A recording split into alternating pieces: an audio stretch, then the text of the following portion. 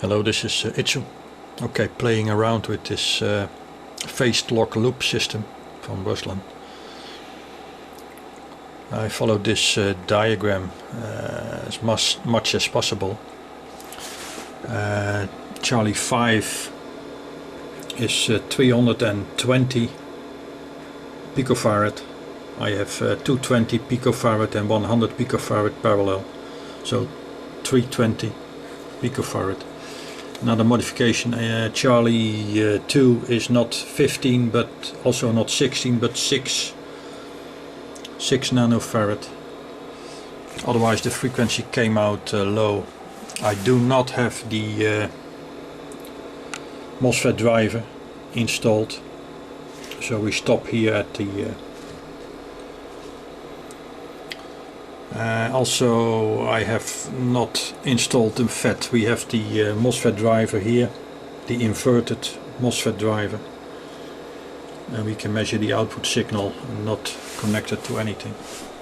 I put it on a breadboard for now, and well, I try to simulate the feedback from the yoke, and I use my function generator. I understand that the latest frequency will be around 15 kHz resonance, so I put my function generator to a square wave 15 kHz. At the moment we are not active, so the PLL is floating, I guess. It's now running at 8.5 kHz. The yellow trace is the output from the 4046 chip, pin 4. We have the LM393 here, we have here the 74HC14. We have the PLL chip 4046 here. This is the 5 volt stuff. I'm running from 12 volt input, and we have 5 volt regulator here for the chips, and we have 12 volt on the MOSFET driver there, but and this is the 47HC00 from this diagram. So yellow is the output from the 4046, and blue is pin 3, which is the feedback or is the phase shift input to the comparator. And I have the purple trace is on pin 14, which comes from the feedback via the LM, which is now positive. And finally I have the output of the UCC 27321, the inverter MOSFET driver chip, pin 7 and 6 is it, the output on the green probe. You can see it's a very small pulse, which is going to drive the cache, as I understand it. Okay, so we have now free floating. I will now activate the 15 kHz feedback, and now it kind of locks into this new frequency. I can also see that I will turn it off now. The LED flips from one to the other. I guess that means we have a lock now. And I put the frequency is now the 15 kHz, which is input from the purple trace. We'll remove it now again. Now it's free floating, I guess, and now it's in sync and in lock. I've put it in the middle, 15 kilohertz in the middle, by manipulating the offset pot meter, which is R14. So I can change now the frequency of the function generator from this is the upper range, it's 22 kilohertz, 21, and now we have lock all the way 18, 15, 14, 13, 10,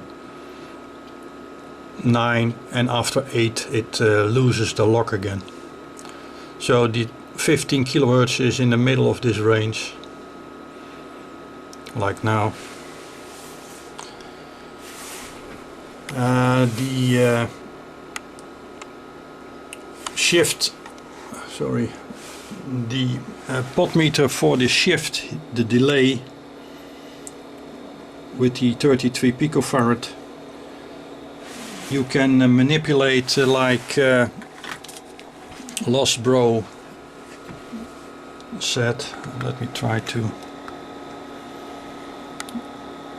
adjust it or offset it again. This is the 5K pot meter, and I of course have to zoom in to see some offset there. Now going to turn the pot meter, and we will see that we can shift the blue and the purple trace. Wait a minute. It was exactly timed with the yellow trace, if I can find it. So we can see that we can shift this like Lost Bro told us. But I guess it needs to be exactly the same, if possible, with the to get a best lock on the signal. So it will be somewhere here, I guess. I can zoom in, but I guess this will be enough. Another point I wanted to show you is that going to sync on the green trace now, how small the pulse is which will feed the cache. This is the pulse. It's about 800 nanoseconds, I guess. This will be feeding the cache. So the cache is only on these very small times. That will be the gating of the cache with this same signal. So this seemed to work quite nice, I guess, but I'm not really familiar with this PLL system, but I guess that's how it should work. We have a feedback from the LM393, which is sampling here the output from the yoke. I'm not sure about this, because when I measured this last year I had about 750 volts peak to peak. There's a lot of current flowing in this inductor coil circuit. So we have a lot of current flowing and also a lot of voltage. So I'm not sure if this input circuit can handle this voltage. I have to find out. Okay, please comment on this thing if I got it right, if this is how it should work. Locking in the 15 kilohertz resonance frequency under several load circumstances. Okay, thank you for watching.